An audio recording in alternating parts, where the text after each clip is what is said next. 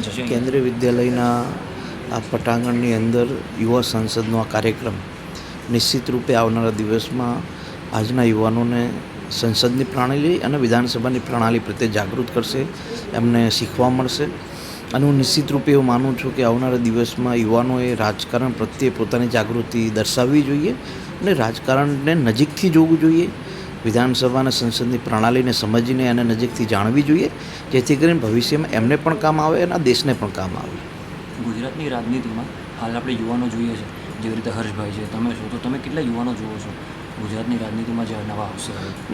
આ વર્ષની વિધાનસભામાં હું એવું માનું છું કે ખૂબ યુવાનો છે ધારાસભ્ય તરીકે, અને દેશની સંસદમાં પણ આપણે જનરલ જોવા જઈએ તો એવરેજ 50% યુવાનો સંસદ તરીકેની ભૂમિકા નિભાવી રહ્યા છે. મને ગયા વર્ષે જ્યારે અમે એક એનાલિસિસ કરતા હતા તો ગુજરાતની તાલુકા જિલ્લા પંચાયત અને સરપંચમાં, એટલે કે પંચાયત રાજમાં પણ યુવાનો ખૂબ મોટી સંખ્યામાં છે. પણ હજુ પણ એવો પ્રયાસ કરવો જોઈએ કે યુવાનો વધુમાં વધુ રાજકારણમાં આવે અને ખૂબ લાંબુ ચાલે અને લાંબુ ચાલીને દેશને પોતાનો અમૂલ્ય સમય આપે.